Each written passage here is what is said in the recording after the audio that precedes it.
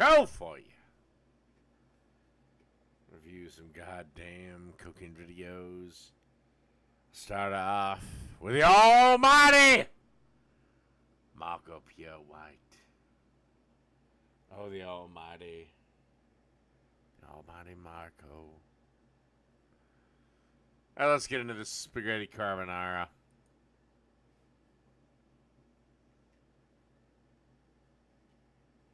Spaghetti carbonara, it's got to be one of the favourites. It's very simple, very quick. Start to finish, 10 minutes. Crispy bacon, parmesan, eggs. Well, depends on if you've shredded the parmesan and cooked the bacon and whisked the eggs, because the bacon takes fucking 15 minutes. Just not for nothing, buddy. Cream, boiling water. Di Cecco pasta, in my opinion, is the best commercial pasta. Stock pots. This time, we're not going to season the sauce. We're just going to season the water for the pasta, because there's enough salt with the bacon and the parmesan. And we season the water with Knorr chicken stock pot. You may ask, why do I season my water with chicken stock pot and not salt? The reason why is because Knorr chicken stock pot makes your pasta taste better than salt. Or is it because Knorr chicken stock pots, or at least the company Knorr, is paying you a shit ton of money to say that? Just not for nothing. You should try it. Don't throw away the water, we keep the water. Because what have we made? We made stock with starch. Starch from the pasta. So it has flavour. So tomorrow when we're making our stew, we can use this water. If we're making a soup, we use this water. Don't pour it down the sink. Little splash of olive oil. Some people would say not necessary. But having said that, I did have an Italian mother. I'm only going to make 2-3 portions. It is completely unnecessary to add oil to the water. You just need to stir it for a little bit. It is literally, utterly unnecessary for you to do that. But look at the size of my pan. Look at the amount of water. So my pasta cooks evenly and doesn't stick together. So we take our egg yolks and we add some cream. Again, you make your carbonara as rich as you wish. If you like cream, a little bit more. If you don't like cream, a little bit less. It's your choice. There's no real recipe. And that's the sauce. Let's not forget. Well, several Italian chefs would shove that whisk up your ass, chef. The eggs and the cream, they cook with the heat of the pasta. Some people don't put cream with carbonara, but in England, in America, we tend to. But everyone's different. I just keep it very simple. Whether it's traditional, my method, who knows? But what's important, does it taste delicious? So you can see our water come to the boil. We take our pasta. And that should take about 8 minutes to cook. When you read the back of a spaghetti packet and it says 10 minutes, make it 9 minutes. If it says 8.5, make it 7.5. Why? Because by the time you've drained it, by the time you've mixed it with your sauce, it's had that extra minute. Otherwise your pasta, if you read the back of the packet, will be overcooked. So we drain our pasta. A lot of the time when you have carbonara, it's curdled. So you've got to really think about what you're doing. You don't want to scramble your eggs. Minuscule amount of olive oil. Again, that's optional. Take our eggs and our cream. Again, you make it as creamy as you like it. Take some of the bacon, just toss that in. I never mix my parmesan with my eggs because it makes it rather sticky. So what I do is, as you can see, put a parmesan in the bottom of my dish.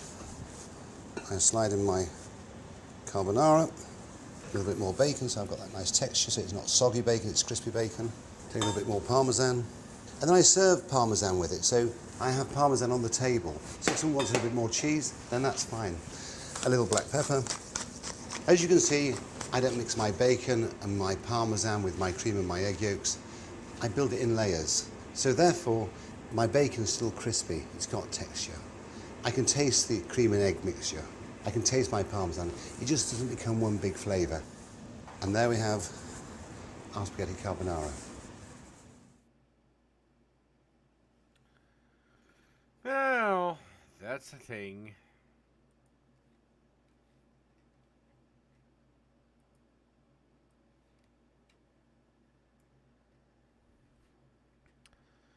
All right, so now we go to Lydia Bastianich, mother of Joe Bastianich.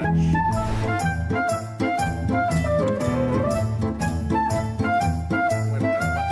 the fuck? I don't care about that. Scaccia, or a pizza roll, some pizza dough with great fillings inside. And here we're gonna have leeks and ricotta in one, broccoli di rape and sausage in the other. And of course, you have to make the dough. Here we have a packet of yeast and about 1.25 cups of warm water and a pinch of sugar. And you let this proof for about 10, 15 minutes before you begin the dough. Then you take the flour and you put it in the mixer right here. Put a little bit of salt. You pour the yeast mixture right in and the oil. And that's as hard as it gets.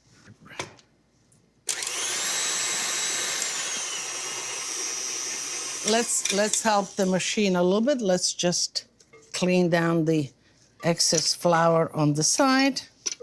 And whenever you're making dough, always have a little bit of flour just in case. So let's see. And a good sign towards a dough coming together is when it collects around the paddle itself. That's a good sign. And when you hear it like that, slapping the sides of the bowl, then you're in real good shape. And usually for me to just... Is she drunk for this? kind of get it off the hook, I just take it lightly up and I let the hook kind of, okay. Boy, that worked. So I'm touching the dough. It's just a little sticky, which is good. And we'll fix it just with a little bit of flour.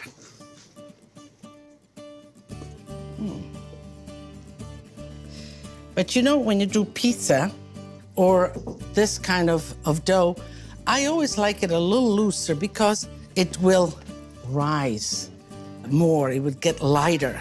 So let me just give it one last whirl. So this is ready to proof. Let me just put a little bit of olive oil in here. And I'm doing that sort of to lubricate it so that the dough doesn't encounter the friction of the glass and it doesn't rise. I wanted to give it a smooth rising, if you will. And we put that right in.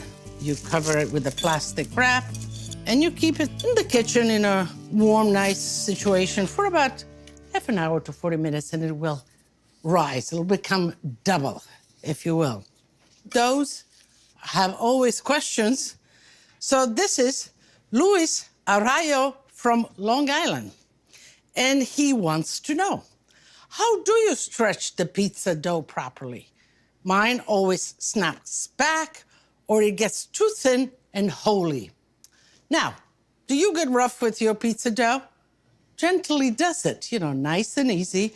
You kind of take it out, you roll it, you stretch it out, be gentle and feel it under your fingers. So don't be afraid to work the dough or pull it or stretch it for a pizza especially. Just don't overdo it. Okay? All right, Luis, I'm delighted you're making pizza. Celebrate like an Italian, an easy cleanup. For an Italian game party, most likely you will do a lot of cooking. They like a lot of food. So make your cleanup quick and easy. Forget the tablecloth. Butcher paper. Lay it out. When it's finished, just crumble it up and throw it out. A stack of plates is all you need to serve up the finger foods. Keep utensils at the minimum. Toothpicks are my choice. To keep those fingers clean, keep easy access to a roll of paper towels.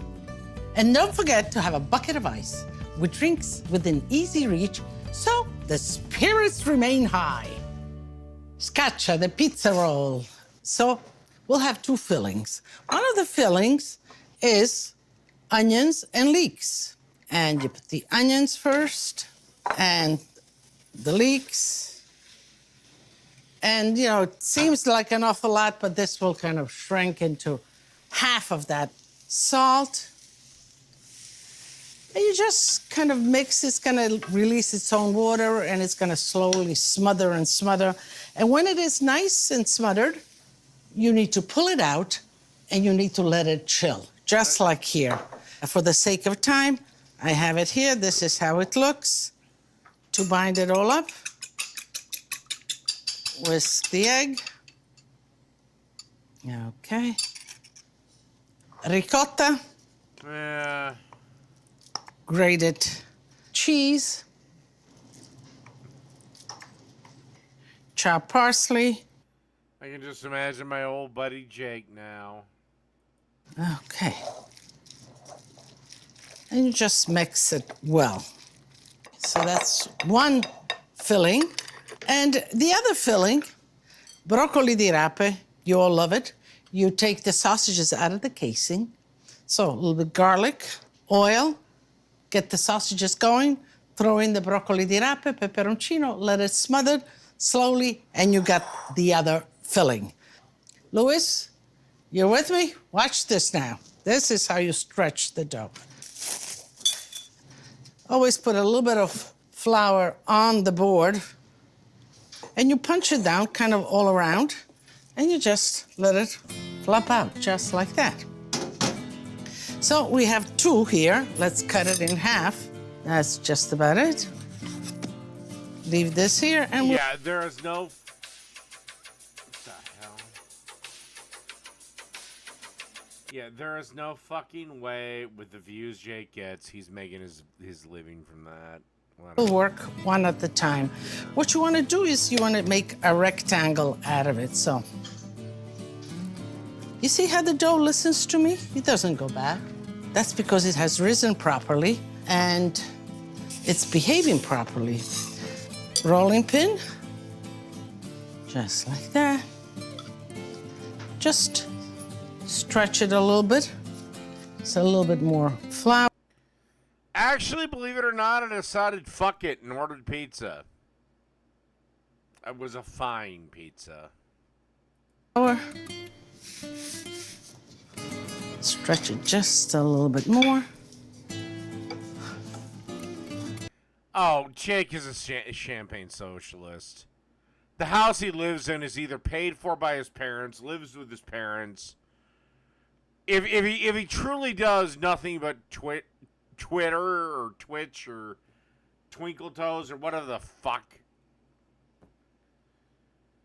there's no way he makes enough money, not from the views he's getting.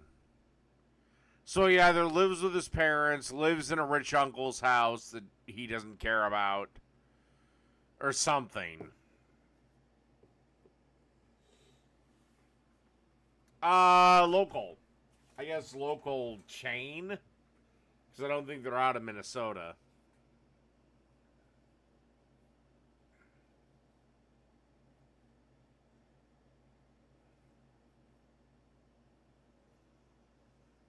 I've never personally met any. I don't think.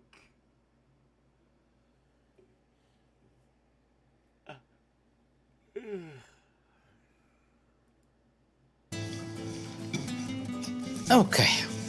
And you take the filling.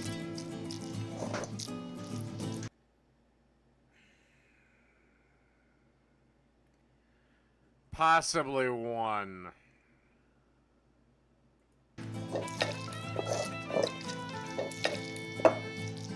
Okay. And then you want to kind of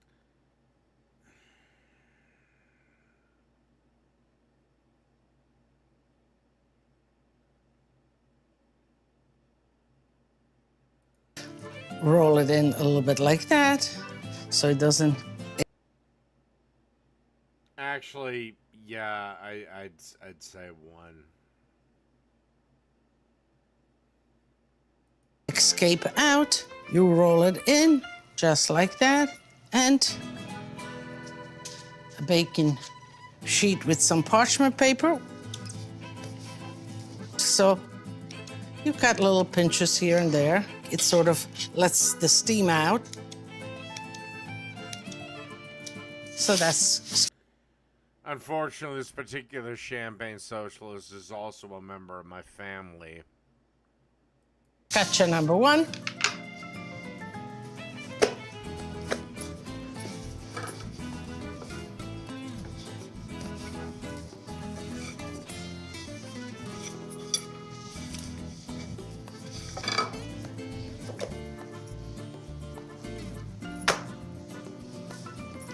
All right.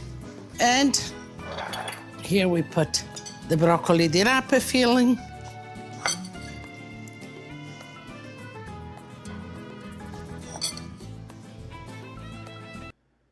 Do you think I'm the first man that's ever yelled at Sarah? 'Cause she was so intent on having me talk to her. Do you think I'm like the first guy that's ever just told her, you know, fuck off? I mean, with the large amount of simps we have running around here, I wouldn't be shocked. Now, let's get the first roll over. No, this is not a distant relative. This is definitely a blood relative. And then you just... And honestly, that's where I want to stop talking about it, because let's just say me and this person are good, and it's taken a bit. Let's roll it over. And here we are. No, not my sister. Although she is a bleeding heart fucking Democrat piece of trash, but no, it's not her.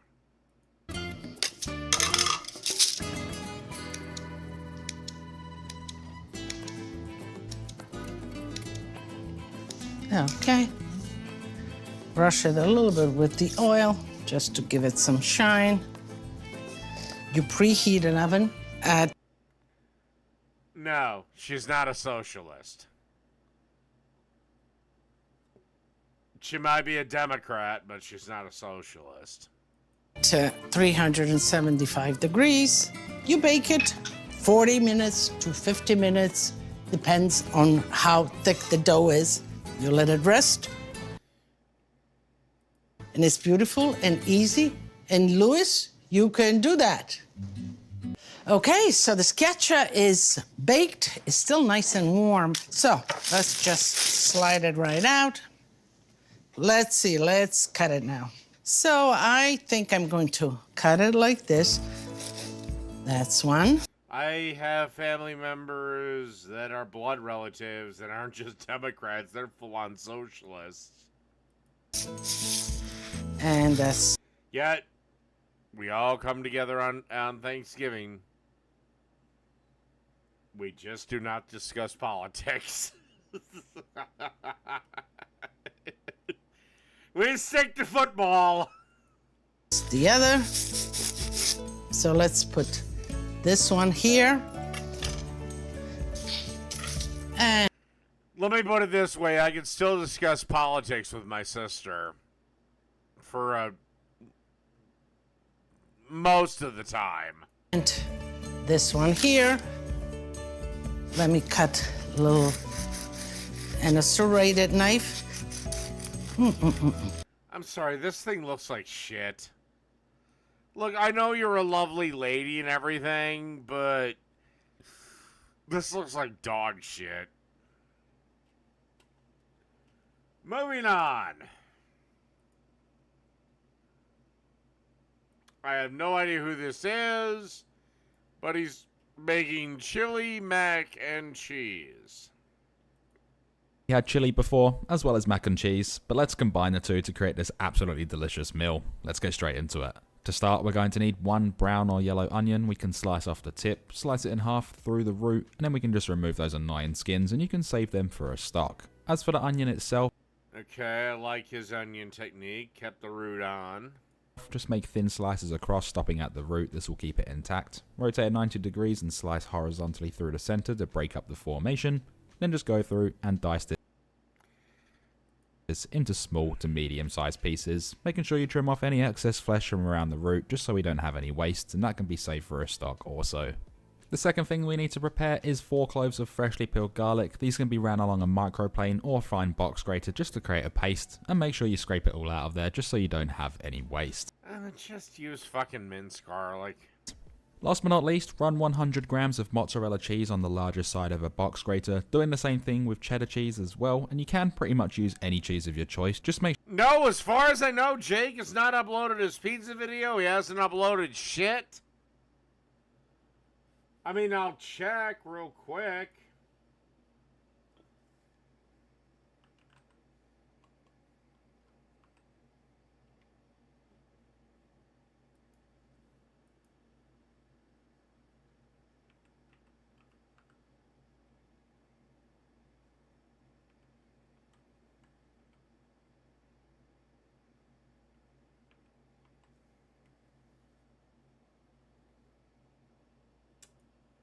See, something about Christianity? No. Again, that's why I'm not doing the lore video.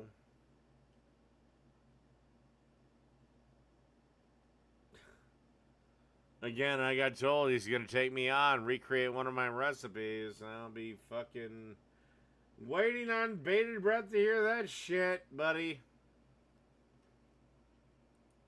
Make sure it's a good melting cheese, and then just give this a little wiggle just to make sure it all comes out. Now into a pan over medium-high heat, add in a splash of olive oil as well as 500 grams of beef mince. This is 18% fat beef mince, salt to taste, and then just let it cook for about 2 minutes without touching it, which will form a crust on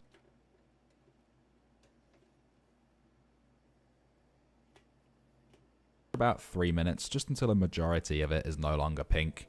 With that done, add in the diced onions as well as the pasted garlic. You can also use minced garlic as well. Crack black pepper to taste. I recommend about 15 cracks worth. And then get in there and give this a really good mix through and cook it for about 3 to 4 minutes. We just want the onions and garlic to infuse into the beef as well as the onions to become nice and translucent. Let's then introduce the spices. 7 grams of ground cumin for an earthy warmth. 1.5 grams of red chili powder for a little bit of heat. 2.5 grams of smoked paprika for those smoky peppery notes. 2.5 grams of mustard powder for that nice pungent extreme flavor, as well as salt to taste. And then get in there, mix this around again, and only cook this for about 1.5 minutes just to get that infusion into the beef, and for those flavors to become friends. To increase the flavor further, add in 15 milliliters of apple cider vinegar for a bit of acidity, 6 grams of brown sugar for caramelization and to counter that acidity, 2 grams of allspice for even more earthy warmth, 30 grams of tomato ketchup, this will increase depth, 15 grams of yellow mustard, or American mustard, or even New York style mustard. It has 3 different names for even more pungent flavor. You can leave that out if you wanted to. 100 grams of concentrated tomato paste for even more depth, and probably one of the most important ingredients in this recipe. And 250 milliliters, or 1 cup of beef stock, which is the liquid that's going to bring everything together. Let's then mix this all around really well, bring this to a simmer, and what we're going to do once it's at a simmer is reduce it to low, and then just let this cook for about 20 to 25 minutes, and we can move this out of the way for the time being. Just before the end, we can add a pot of water over a high heat, bringing it to a boil, and also generously season it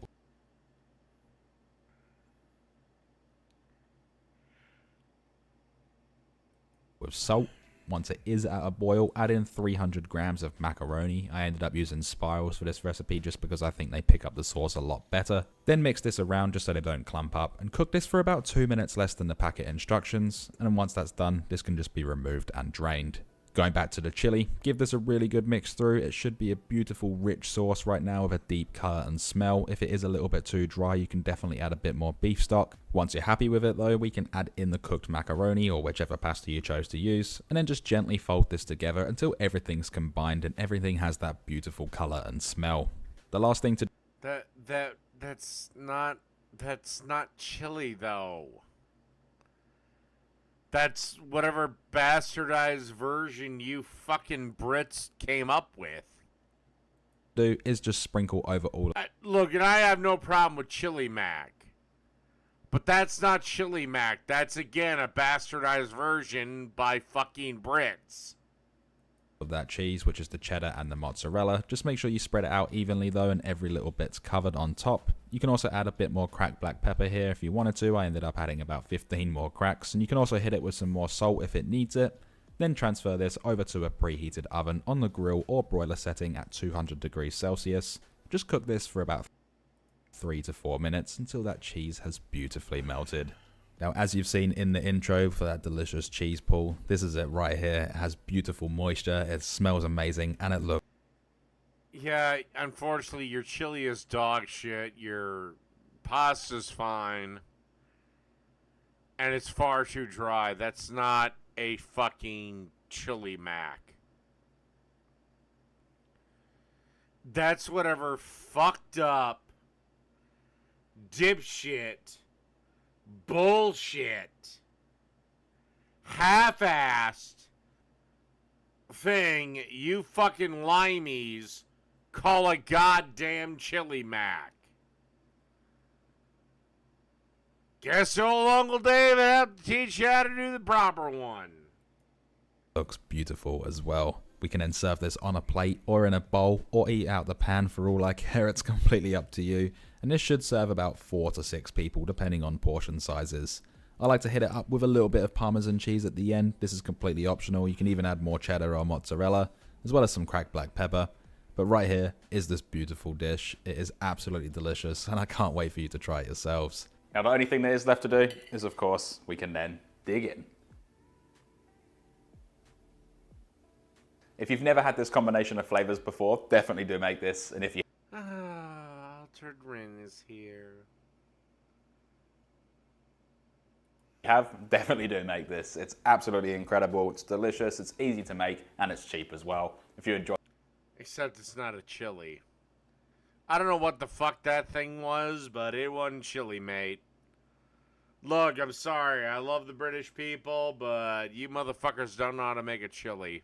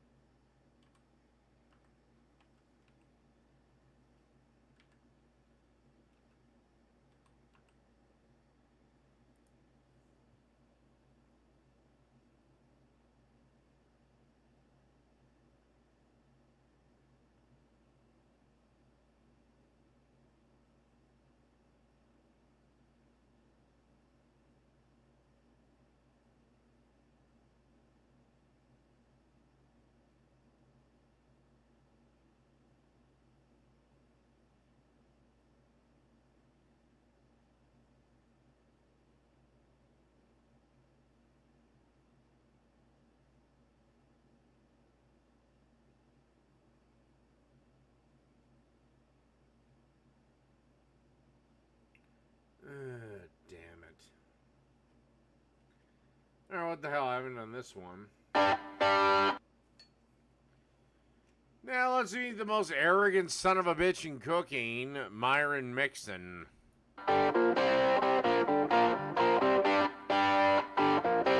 Good to see you, Barbecue Warriors. Today we're doing State Fair turkey leg. Everybody loves walking around your favorite fair or carnival, gnawing down on that turkey leg because it's got a built-in handle. Well, let me tell you what's even better about these turkey legs. Actually, I'm not the biggest fan of turkey legs. I normally like turkey breast. The reason is generally, unless cooked properly, dark turkey meat is stringy as fuck. Legs. They're keto friendly. And when I mean keto friendly, the brine that we're going to be using is not going to have any sugar in it. It's going to have monk fruit extract, 100% pure monk fruit extract. Don't use any of that. It might have some artificial sweeteners in it. Make sure you get the pure. This right here, awesome. But the thing that's cool about monk fruit is It doesn't need as much of monk fruit as it does sugar. Turkey legs that we're going to be doing, they got to be brined overnight. It's a long process, but good things come to those who wait. The reason okay, it's the fat isn't rendered properly. Dark meat can be delicious if it is cooked properly. If it is cooked wrong, it's a pile of shit. I have to pee, and I can't show the lesbians. Wait a second, I'm on YouTube. Why the hell can't I? Well, screw it, I don't have them called up. No, I'm not a chicken thigh hater. I'll be back to explain.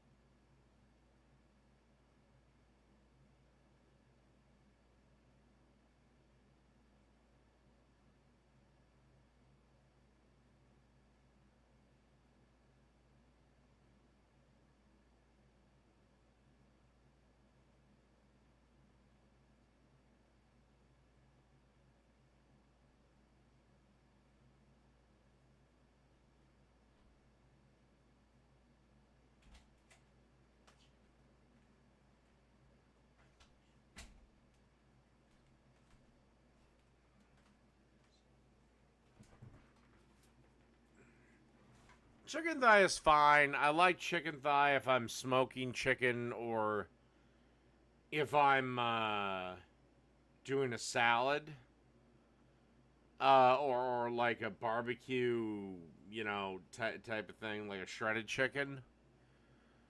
But no, if I had to give you my favorite kind of chicken, it's chicken breast. So what we're going to do here, we got to make a brine up. We got a tablespoon of cinnamon, a tablespoon of allspice. Yeah, butter's yellow as long as you feed the cows an unnatural diet and have some natural dyes that you can get away with not actually having to fucking list, then yes, butter's yellow.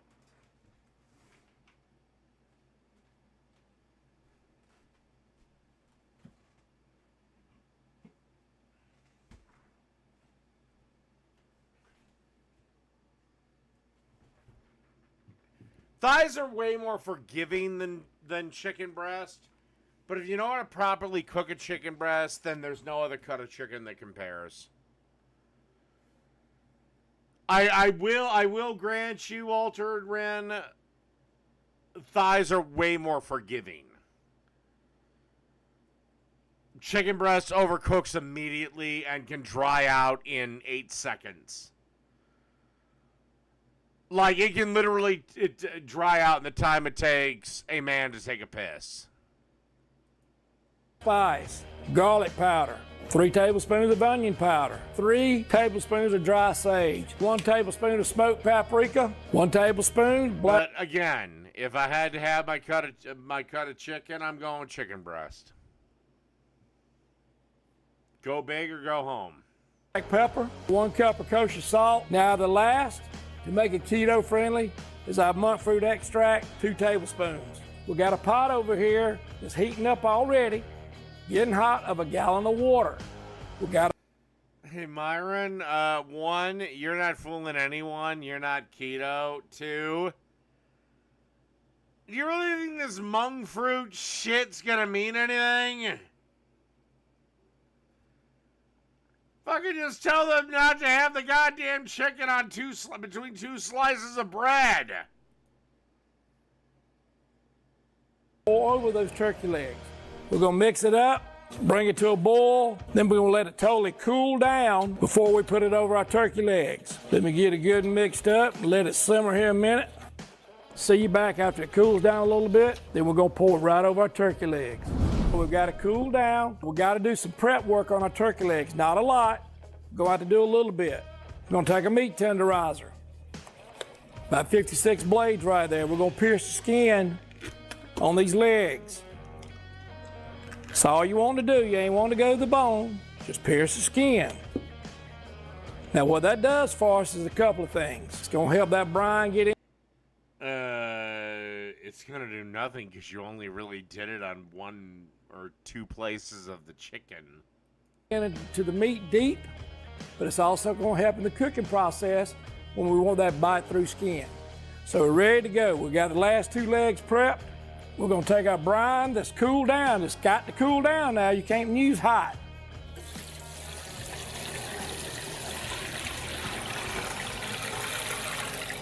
We're going to snap it down. It goes back in the fridge for at least 8 hours or overnight.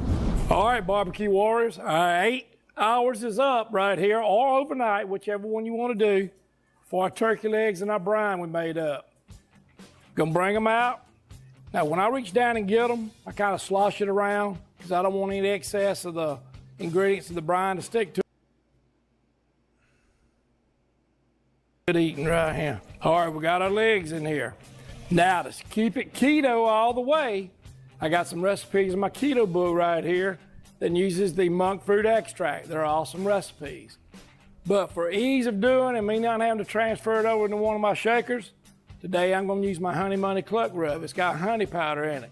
So, Myron went keto over here with the brine, but I'm going to have to fudge a little bit with my favorite rub, the Honey Money Cluck. All right. Now, we're going to cook these turkey legs in the butter. Keto friendly. I got 2 sticks of butter I sliced. Now I'm sticking it. Oh yeah, it's keto friendly. We got enough butter to kill a goddamn cow, but it's keto friendly. Around the edges and in between. So now we're going in our smoker, set over here between 300 and 325. Except I don't have a bald patch on my head.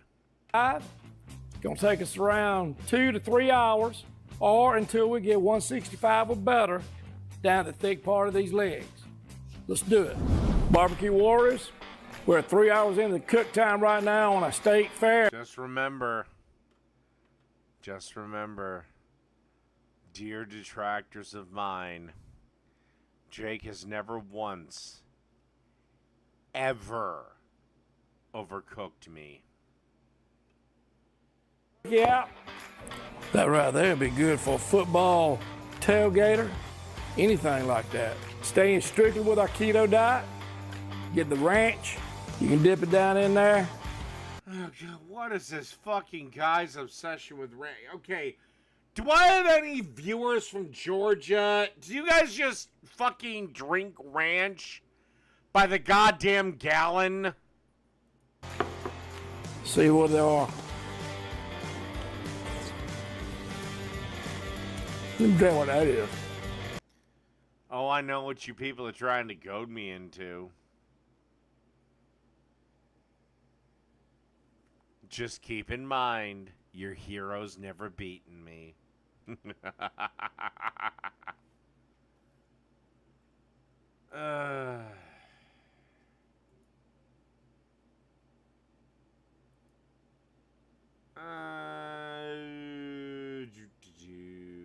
Alright, let's do this grilled chicken burger. It looks like a grilled chicken sandwich, but alright, I'll give this person the benefit of the doubt.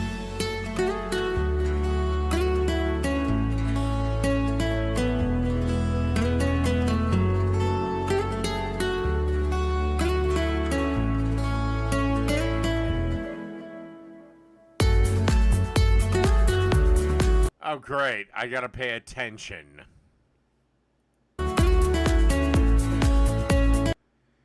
Alright.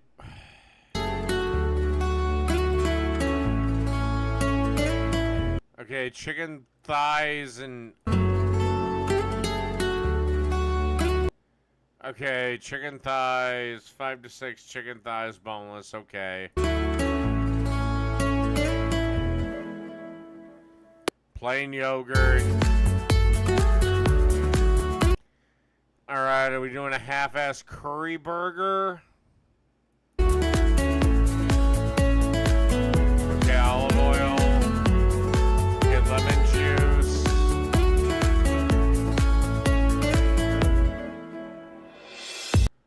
Okay, so are we doing a curry burger? Because right now this is really getting close to a chicken curry recipe.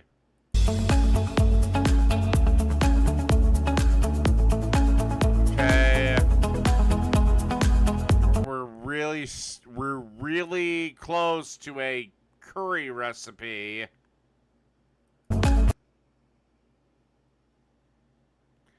They didn't use mayo. It was fucking plain yogurt.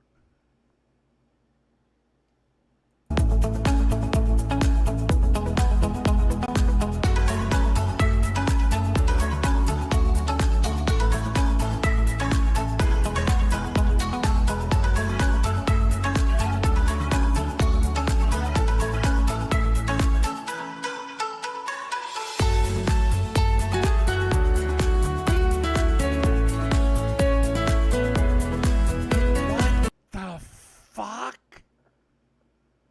Okay. Get your marinade ingredients mixed.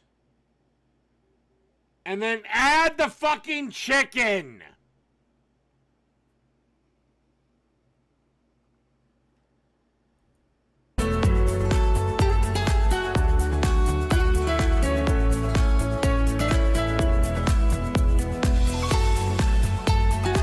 Fine.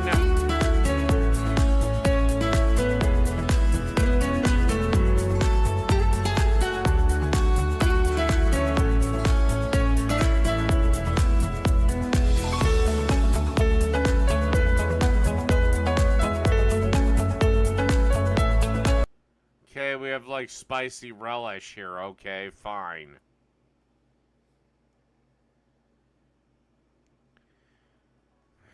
I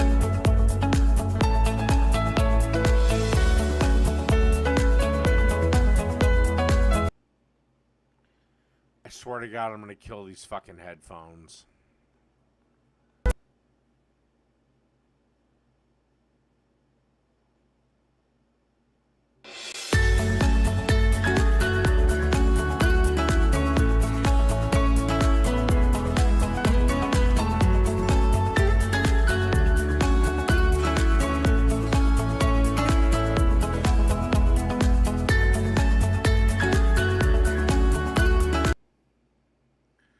Oh my God, I keep losing sound. Are you guys at least hearing it?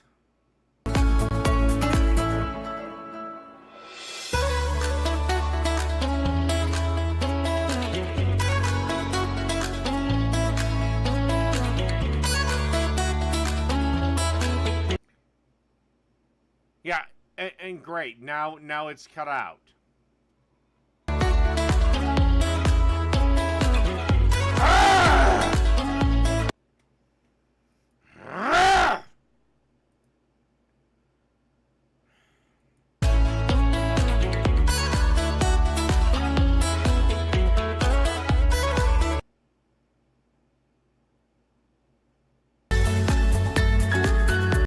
Okay, because it's going across multiple platforms, it's something wrong. I swear to God, I'm gonna break this fucking computer.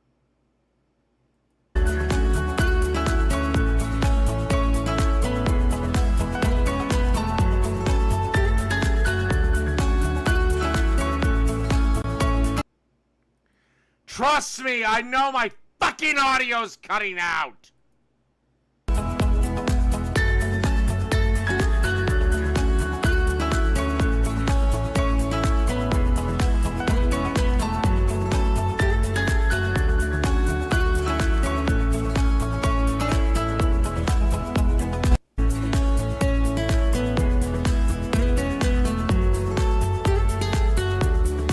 There is Altered Rin.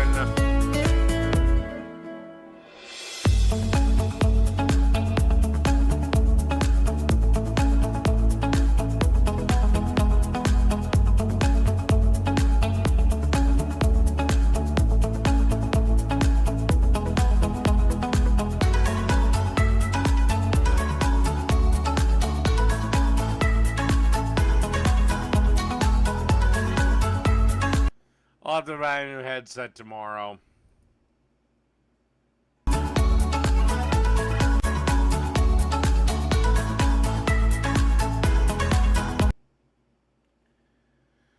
Oh, you fucking cocksucking cunt.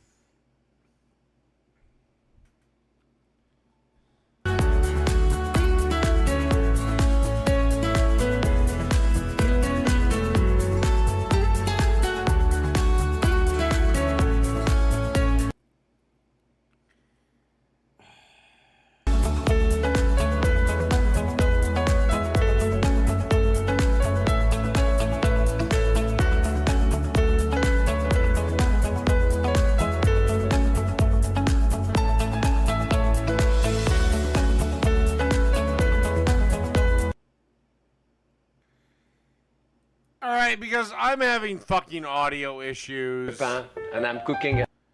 Because I keep having fucking audio issues for some goddamn reason. This is where I'm gonna end. No, it's several videos. I keep getting them. And it honestly makes me so pissed. You know what? Give me 1 second. I'll be right back.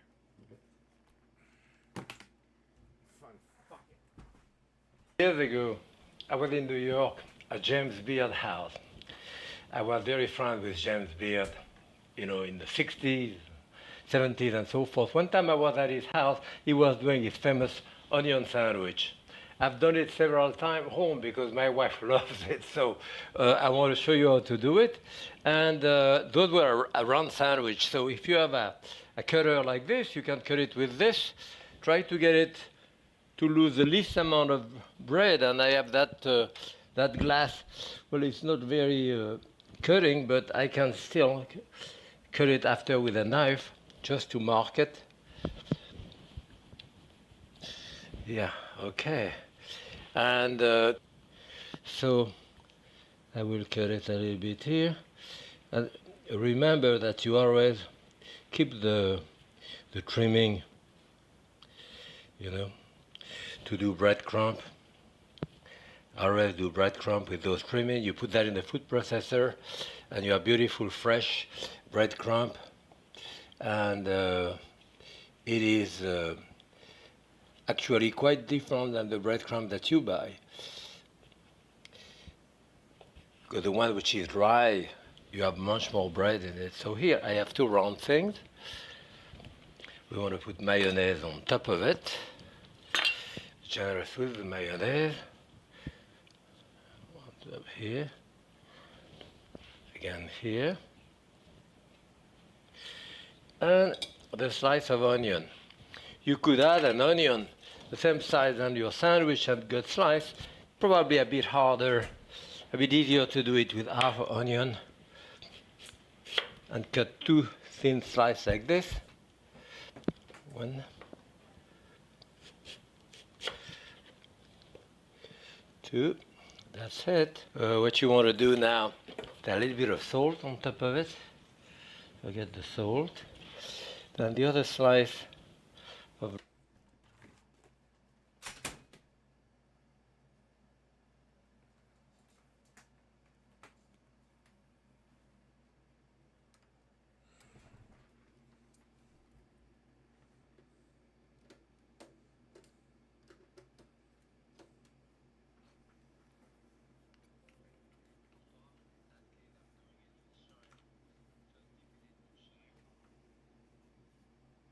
Alright.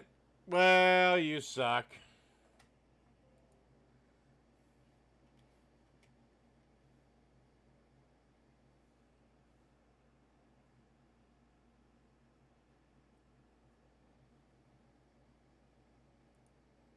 Okay. What else do I want to do? Alright, let's do this thing on steaks.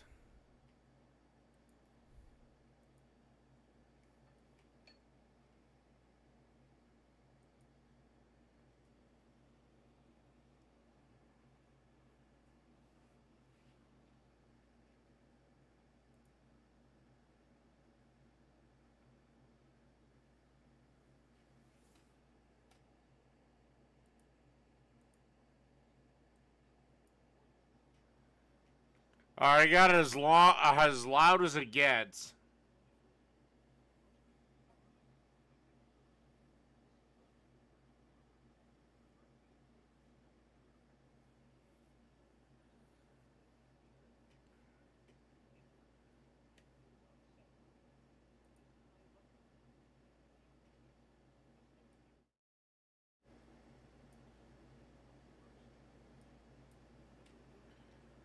Wait a second. What the fuck? Oh, for fuck. God damn it. Why can't anything be simple? Hold on. Audio. Whatever. Balance settings. Device properties. Headphones. Blah, blah, blah. God. Okay, sound control panel.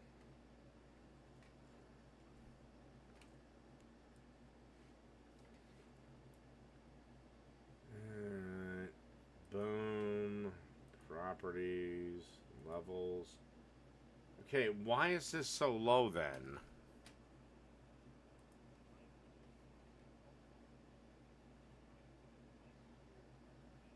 You should be able to fucking hear everything.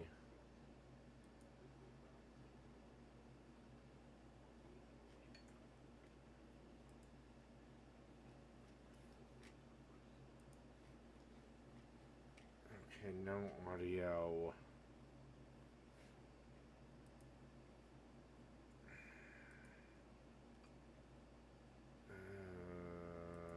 Properties. Okay, let's see if that does anything.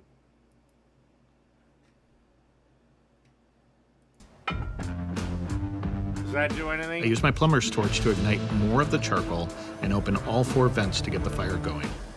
I also like to leave the lid open for a bit to give the fire plenty of air. After a few minutes, I close it to build up more temp inside the grill. When the thermometer reads 550 to 600, it's time to sear. All right. This is one of the benefits of reverse sear. You can sear the steak at a lower temperature because it's already warm and the surface moisture has been reduced. Just like with sear and slide, I like to flip and move often. But at these lower temperatures, I'm going to sear for a little longer, and I'm going to move the steaks every 30 seconds rather than every 15.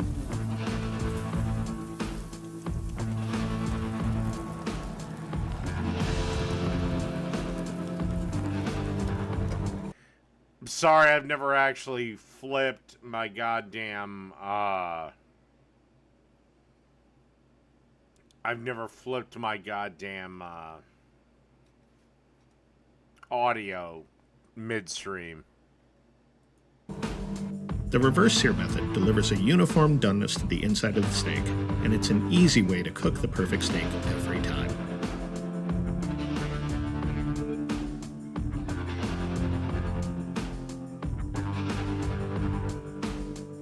Both the Shokunin Kamado grill and the Hybrid Fire grill can give you incredibly delicious results with either technique. It just depends on the amount of I'm not a big fan of reverse sear steaks myself. Alright, let's move on to something else. How am I way too low? I'm practically in the red.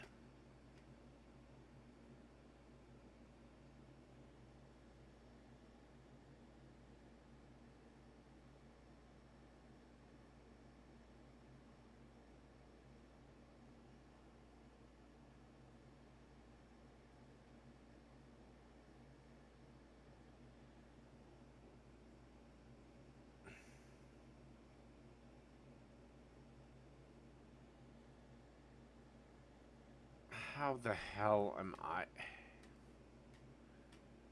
Alright, hold on. We'll just move this shit up. Alright, properties.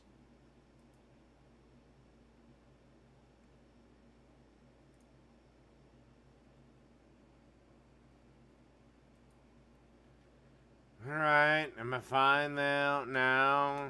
Yeah, alright, hold on. Okay, hold on. I understand. Boom. It should be... Wait. Why the hell am I so goddamn low?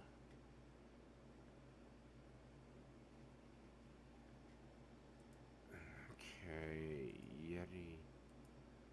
Yeti. Okay. Yeti. Alright, manage sound devices. God damn it.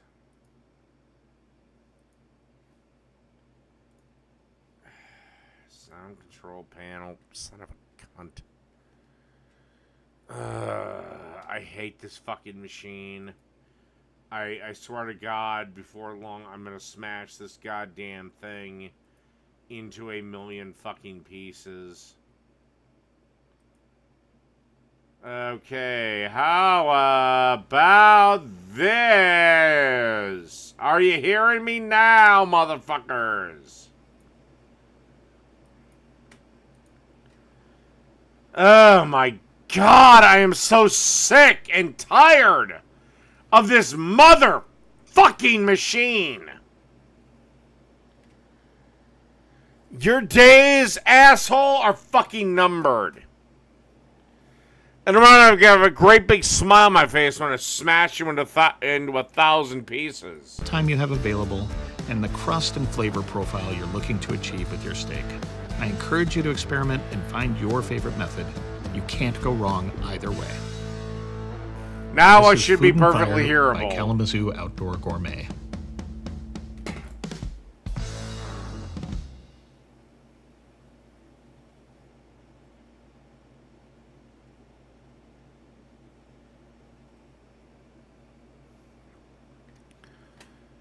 Actually, now it's like I'm almost too loud.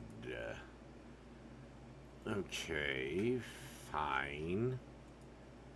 So, oh, goddamn. Cocksucking fucking son.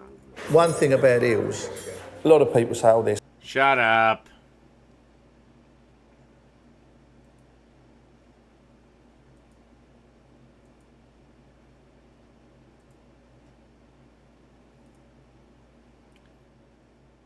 We'll do 20. There we go. That should be good. All right, we're about where I want to be. Okay.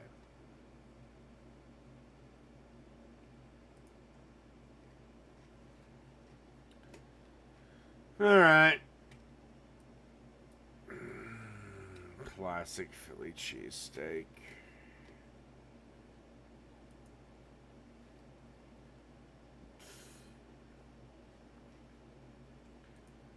Oh, jeez. Actual whatever expired. Oh. Oh, no.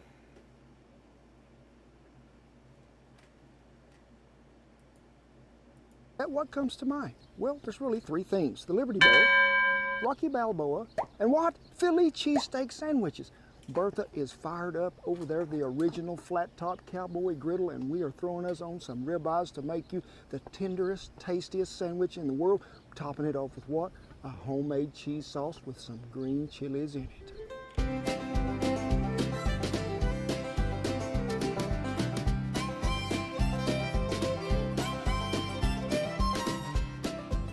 Okay, so cheesesteak traditionally has, it's kind of either the Cheez Whiz or the provolone method, right? And you're going to be doing both? Yes, but we're not going to use the stuff out of the... I want you to so there's the Cheez Whiz. So I want you to, have you ever had Cheez Whiz? No. I mean, is this stuff they put on them nachos at the ball game? The stuff out of the can that's got the spray nozzle, you know? Yeah. That's sort of what it tastes like right there. But we're going to go ahead and make our own today. So to start with, we are going to add like a little over a teaspoon of cornstarch right here. A little teaspoon of garlic or so, like here. A little bit of ground mustard because I think it needs to give it that flavor that has a little kick to it right there at the end. Yes, let me look right in here and we'll see if we got some kind of seasoning that we can put in there. Instead of salt, I think we'll use our little dab of original, but not much, because when we're using a cheddar in this, to me there is automatically a little salty taste to it. Go ahead and mix that up pretty good and just That's set an it. interesting mixing method. It is. I like it. Now, get you a sauce pot of some kind, something or another. Look what them little cows is doing now. They're putting milk in little bottles. I really like that. When we're talking about cheesesteak, you really want it to be cheesy, right, Shan? I mean, it's got to be cheesy. And what would be more cheesy than some what? Cream cheese. So we're going to use about 4 ounces here. So we're going to dump this in there. Get your whisk, and I like to use these that are mesquite, I do. Give it a good stir. We have to get this simmering over here in Old Bertha, so I'll meet y'all over there to the stove. This has just begun to warm up good. I got 4 ounces of cream cheese, and I like to just go ahead and sort of cube it up to put it in there. I think it incorporates and melts a little faster. So any way you can get it in there, and I sort of let... Well, yeah, it'll melt a little faster if you just chop it up a little smaller. Mine come to room temp before we started. Get rid of that. Can y'all do that in the house? Y'all ever been cooking and you're in the house and you open the oven door and you just think, I don't know where to put this paper towel? Well, just chunk. Well, I don't know, channel name. If you weren't a pathetic, worthless simp, do you think you could ever stand up to a fucking woman? Right in there, that's what I do. Bertha is an incinerator.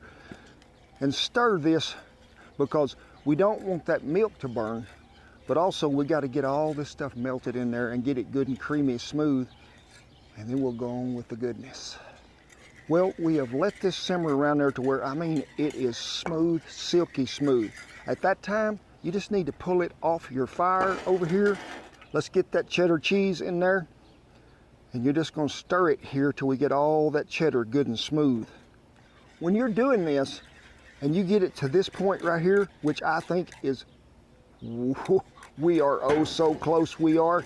You need to just keep this sort of on a warm side of something, not over a burner, anything like that. And if you think it thickens up just any at all, add you just a little more splash of milk or cream. Van you stand up to a man, Dave? I don't know what the hell you're talking about, Security Monitor Lizard.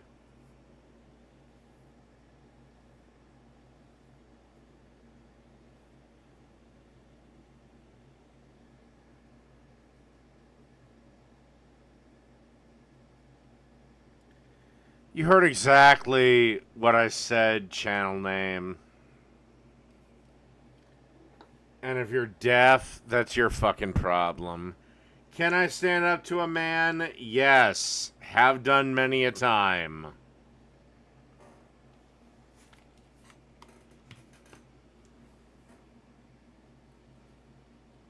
Oh my god, I yelled at a woman who probably got off on it.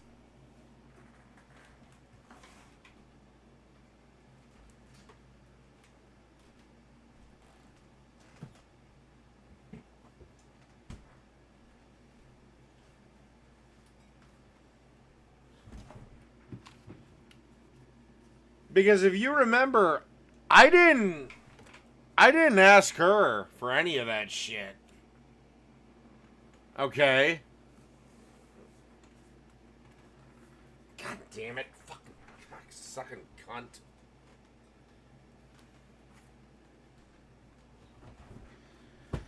Because if you remember, I didn't ask her for any of that. She pestered me yesterday. I had no intention of coming after her. I didn't beg her for a conversation. It was the other way around.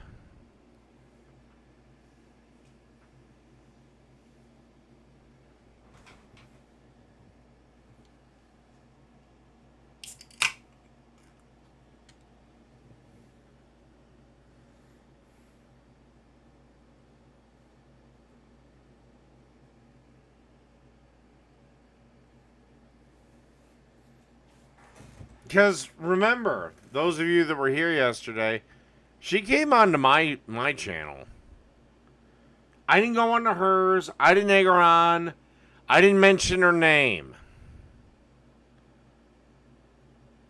Well, I'm sorry she got sexually excited for, dealing with the first real man that would disagree with her.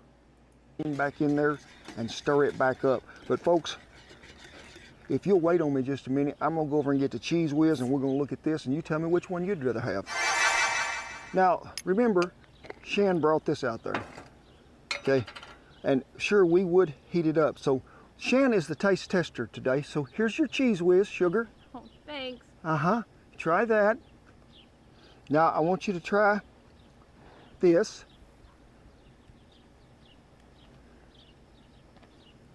Oh my gosh. Smooth and creamy. Oh my gosh, there's like no... There's no comparison. Well, so the cheese... Well, whoever this chick is about 30 or 40 years younger than our old cowboy here, Kent Rollins. was just kind of tastes really artificial. Good for you.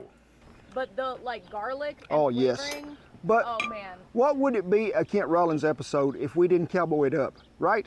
So to this cheese sauce and the fresh chili company here, we are going to have somewhat green chili in there. And if y'all want something that's going to give you that great authentic taste, check out the fresh chili company there. I mean, ooh.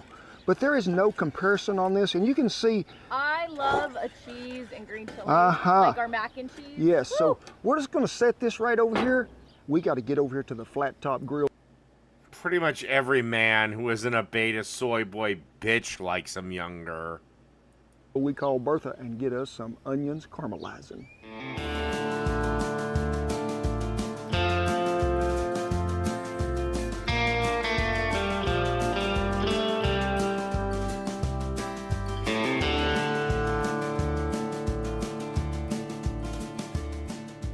You go into one of them Philly cheesesteak Alright, now I got a problem. He didn't fucking devein the green pepper. places, and they got one of them big old flat tops out there. Got all. Not a big problem, but kind of a problem. That meat and them onions and everything just going in. When you walk in the door, it's like, oh my gosh. When you walk out here, what you got? Bertha! Yeah, some men are. I recommend against it, but hey, you do you. Because older women typically come with a ton of baggage. And if you'd like your house nice and peaceful, you typically want to date younger. Yeah. And again, like I said, Taylor Swift would still have every bit of attention from every fucking I only fly private millionaire because she's a fucking 10. And all she would have had to do was not be a singing sensation. She could have been a fucking barista at Starbucks. Wouldn't have mattered. Again, women, at least in their youth, play life on goddamn story mode. Yes, Bertha is the original flat top grill. She is. And we're going to get them onions and everything to go in right here. But first, folks, we need to have a dab of oil on there. But yeah, everyone does have baggage. The thing is, I want as little baggage as possible, and that means younger. For women. Because it's going to help. Could you also do this in like a cast You could do this in a cast iron skillet. How is it a creepy take? Rin, you used to be part of my fucking team! And you can tell that things might not be really level here, so, ooh, I love it. I don't know how it works for gay men. I'm assuming you're attracted to guys. But you were part of my team up until 5 minutes ago. If you like chicks, then yeah, you should be on my fucking side. That sound I do. Let's go ahead now. I've seen it done a lot of ways. Okay, you're a lesbian who used to be a man. You should be on my fucking side then. We're looking for the same thing. I mean, I've seen your Adam's apple, dude! To me, I don't know if it was traditional that they added the green bell pepper, but I like it in there for a little color, but also a little taste too. So let's get that in there. I have 1 yellow onion and I have 1 large green bell pepper. You need some really good. Well, you do you then. Okay, you're in an extreme minority. Utensils for this. Y'all been to like them places, you know, and they flip all the food up in there? We don't do that here, I'm just telling you. But we just want them onions to get good and brown and a little bit caramelized. And don't you like that flat top? I sure do. My gosh, Bertha, you're doing a good job. But I don't know if them folks up there in Philly are getting their legs burnt at the same time. If this was really, really hot, we'd burn them onions when we started out. I like to cook this slow. Bertha ain't got a whole lot of heat in there, especially when we go to cooking that meat in a minute. We want that to be a pretty slow process. But we're going to cook these down to where they just get good and tender and got a little brown color to them.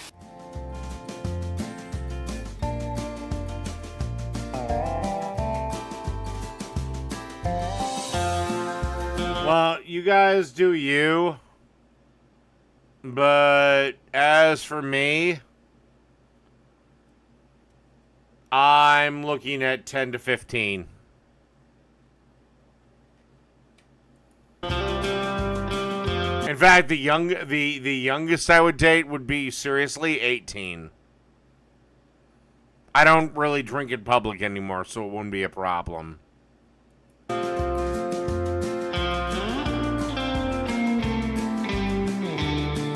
Well, I think right here at the end, we're just going to give them a little drink of avocado oil. We are. How is that a felony? 18 is legal. We're just nearly there. We have got most of 18's legal. I can do what I want. everything browned up we have. Get them down here to the coolest part of the stove that we got. How is 18 creepy? They're an adult. We have to draw a line in the sand at some point. Do we not? And yeah, I know it's kind of a ridiculous notion that on June 8th, a girl is 17 and can't be touched. And on June 9th, she's 18 and she can do whatever she pleases with whoever she pleases. I also point out the fact that when we reverse the genders and you have a teacher roughly my age fucking a 14-year-old boy, nobody seems to give a shit.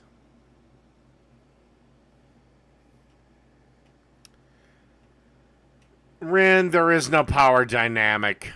As long as they're free to leave, there is no power dynamic.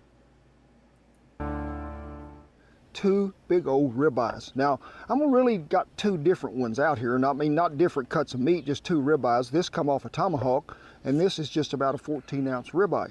Now, traditionally, them folks that's doing it right up there, and they got all this nice equipment, they got these big old loins that's just laying out there, that ribeye loin just laying out there, and that thing just comes through there and slices, and it is so thin, it is.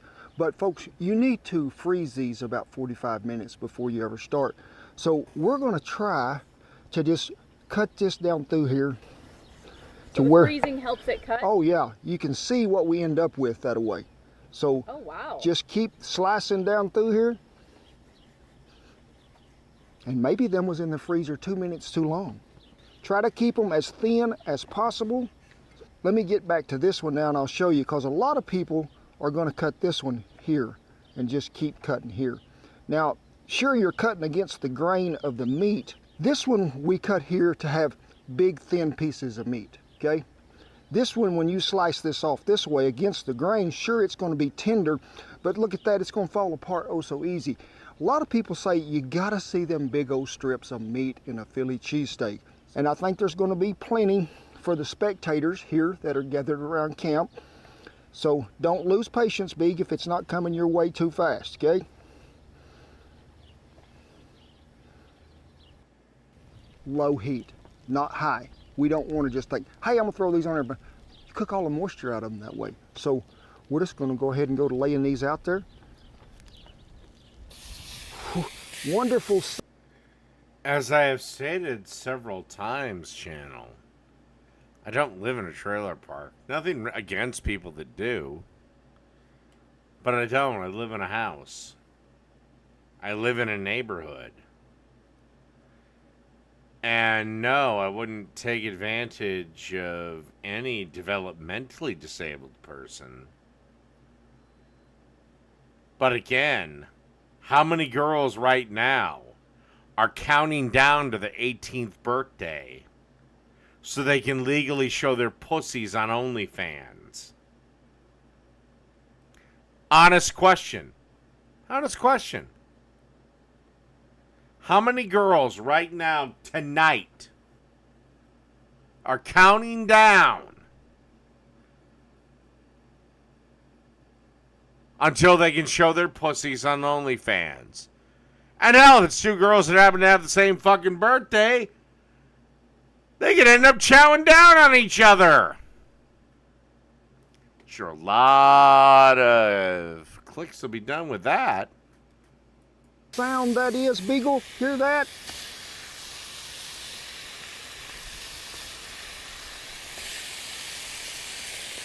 It don't take this stuff long.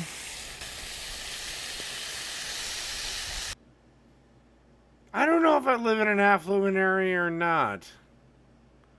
I've never really actually taken the time to assess it.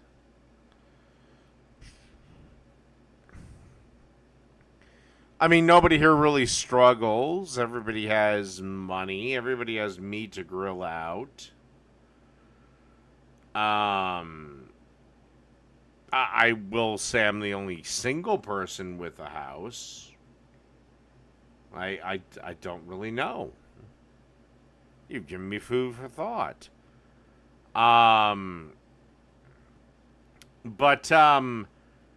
Getting back to your point, taking advantage of more of economically depressed people.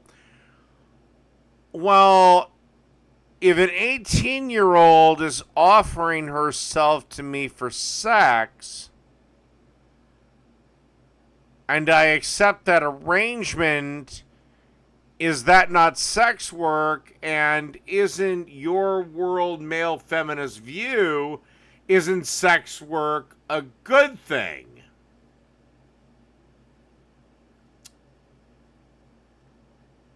Just asking.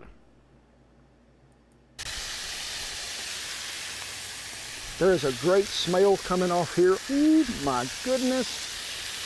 Season this little thin meat at the last, because when you're putting salt or something on there now, what are you doing? Just drying the meat out. So you can see that don't take long.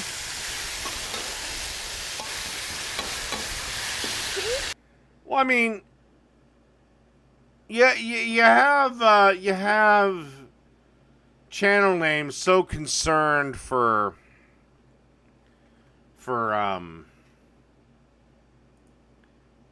my am I taking advantage of someone? But if an 18-year-old wants to engage in a, I guess I would call it sugar daddy relationship with me, and she's 18, which is legal, is that not sex work? And according to the male feminists, like you are and Channel is, and well, pretty much everyone who defends fucking actual Jake is sex work not work? Is that not a noble profession? I mean, she's providing a service, is she not? Chop mine. Huh? Can you chop mine? Yes. I'd like it chopped. When this one gets done, we will chop it, but these strips are going to cook the fastest first. Sex work is work! right up until a man asks for the services of a sex worker. Oh, the tail of the left. So we're going to lay them out here, scatter them out just a little. In fact, that's the hottest side of the fire, so we're going to get them over there for just a minute. Put Shan's batch right here in the middle. It'll chop it. It's tender. You fuckers have to make up your fucking minds. And comment down there below. I just said it can be exploitative. No, it's not. She willingly chose this job. Which do you prefer on yours? I'd rather have mine just like Work is not exploitative. You can leave anytime you want. that. See that good color that we got right there? Now is time to season that little batch of meat. And you don't have to work for Amazon. You can leave anytime you want. Meat right over there. So we're going to take that. Mine is done. It is. Oh my goodness. And you can choose to work for whoever you want.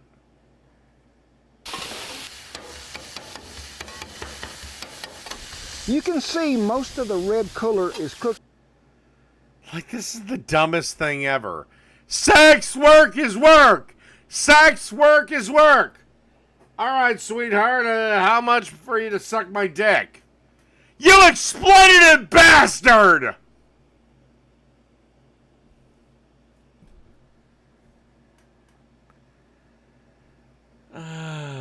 Yeah, no, I'm not going to be your fucking simp. I'm not going to pay for your fucking OnlyFans. You want $500 off of me?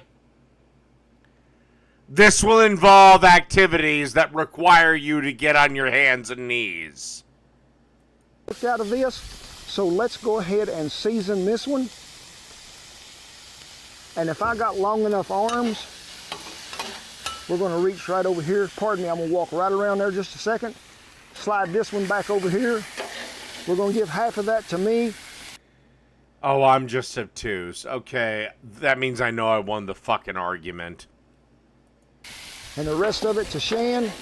So, when you get it to this point, you need to get you some.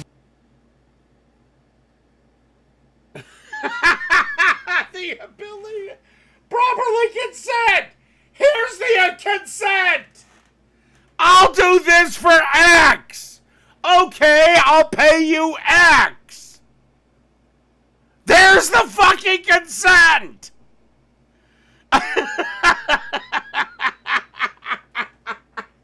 Jesus. And these are the same fucking feminist jackasses that say, "Oh, women, you misogynistic bastard, Dave. You say women need to be controlled? Well, which is it? Either women are free to whore themselves out, or they need to be controlled so they don't do that." And again, woman is what I regard as an adult female, aka a female who has achieved the age of 18. Good. God, I love these. Oh my God, I love these dumb fucks. You can't have it both ways. Either women are fully capable of making their own decisions, or they need to be controlled by men. Go for it, male feminists!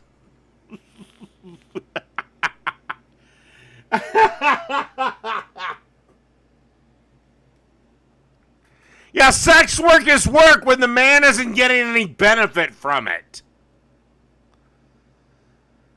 oh, I can pay for her nude pictures, but the second I pay her to, jerk me off, suck my dick, or fuck me, now I've crossed a line. Oh, I've crossed a line.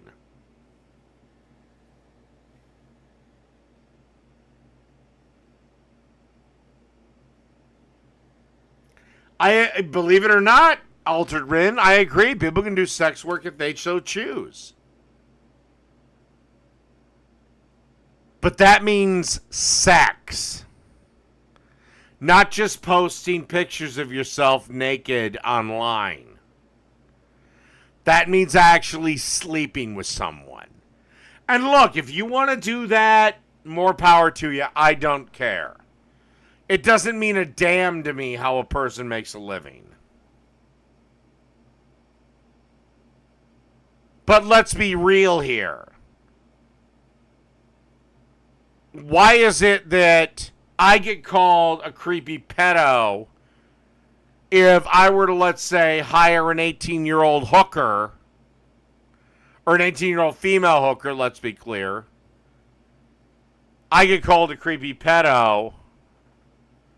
But if I'm a 45-year-old fucking woman and I molest a 15-year-old student, not a whole lot is said about me.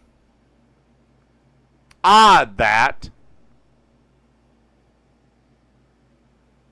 Okie rolls or French bread. I've seen them use both. This Okie is headed to Philly because we having cheesesteak. Well, considering the last teacher that I seen only got 6 months probation for it, I think we're at a consensus that, yeah, it's fucking okay that female child molesters are A-okay.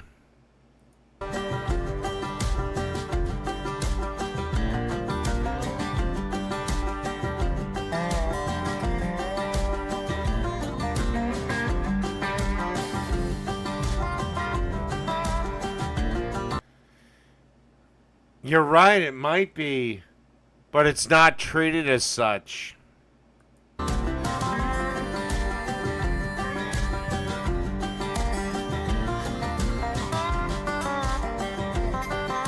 Aw, Beagle.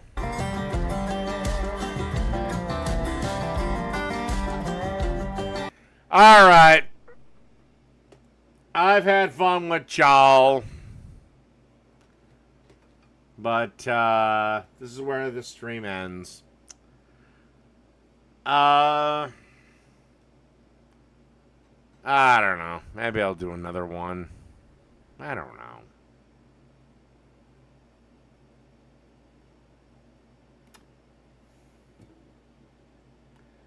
But fuck it. Get on, everybody!